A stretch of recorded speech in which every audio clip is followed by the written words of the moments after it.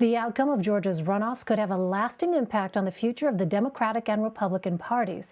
Democrats are hoping for a victory in the Peach State. A win from both Democratic candidates will give the party control of the narrowly divided Senate. Meantime, the Republican Party is hoping to keep their majority. And to do that, the GOP will need to have just one Senate seat victory.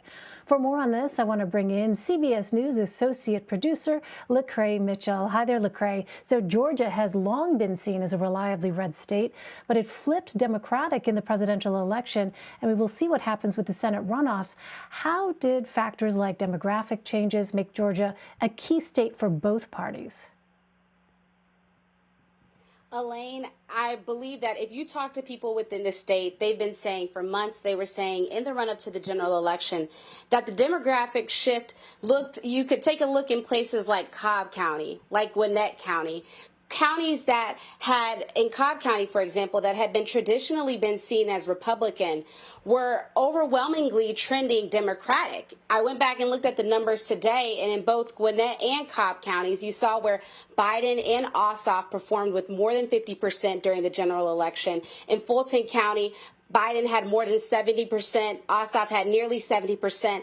And so in some of those key counties, Fulton County, where Atlanta is, you started to see where the metro area expanded. And I had different political science professors telling me then that it was going to be a matter of how much that expansion took place and what the impact would be. And like I said, in some of those other traditionally Republican counties, you saw that demographic shift, which also helped out Democrats in the general election. And that's what we're going to be looking to see if this happens again this time around for this Senate runoff.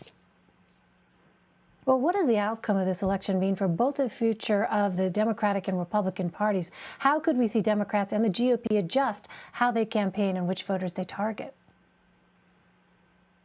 It's interesting that you ask that, because in the weeks following the general election, I talked to Democratic operatives on the ground there, and they kept reminding me that they had been putting in a lot of the footwork and a lot of the groundwork for years before this election. And they continued to say to me that their strategy wasn't shifting much in between the time of the general and the Senate runoff, because what they had been doing in the years leading up to the general had proven effective in their eyes. And they continue to do that, continue to make their phone calls, continue to host their virtual Zoom press conferences in light of the pandemic. And then, of course, you saw the campaigns on both sides of the aisle get back on the trail physically in the weeks leading up to this. For Republicans, I think what will be interesting to see is a couple of things. One, depending on how the results turn out for this, we're going to see whether or not Republicans are going to have to make a shift within their campaigning within the state.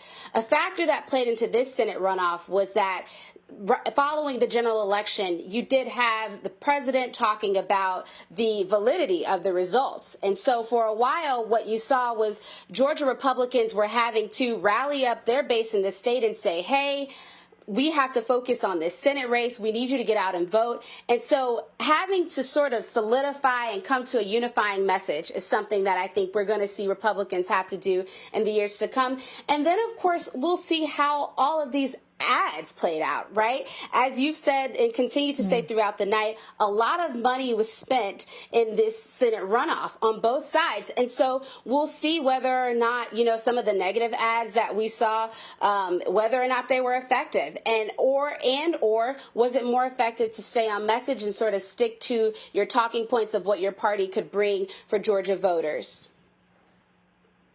Well, Democrats in recent elections have increased their voter mobilization efforts in the state.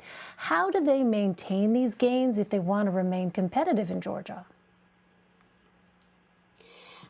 They have to continue to do what they've been doing. You have the groups on the ground like Fair Fight and New Georgia Project, and I spoke quite a bit to both of those groups, especially in the lead up to the general election. And these are groups that had their people on the ground before the pandemic, knocking on doors, after the pandemic, trying to figure out a way to keep in touch with voters that they'd made connections with in the lead up to these races. And that's going to continue to be a factor, because as we've seen throughout throughout this entire cycle, a lot of times the gains that have been made, they're gradual. They take time. This is something that doesn't happen overnight. And so I believe that you're going to continue to see these progressive groups mobilize within the state. But also, I believe that it could have a ripple effect to some of the other states that are taking a look at Georgia right now and saying, hey, how can we do what they did there in our state, particularly Democrats that are in traditionally red states? Well, could we see the strategies being used in Georgia be replicated in other southern states to drum up voter support in future elections? I have had progressive spokespeople on the ground tell me absolutely yes. And I've also been told that there are efforts being made right now where you have different progressive groups from some of the other surrounding battleground states that are starting to have talks with groups on the ground in Georgia to see what that would look like exactly. How do we take the strategy that you all were able to implement here successfully for the general? We'll see what happens with the Senate runoff, and replicate that in our state, given the variables that vary from state to state, of course. And I think that is something that we're going to see play out not just this year, but next year and the year after that, because it will be interesting to see, even if you have some of your people that were on the ground in Georgia with some of these groups go to other states, right, and sort of serve as embeds in an embed capacity to take the knowledge that they've gained from working within the Peach State and then translating that to other surrounding states.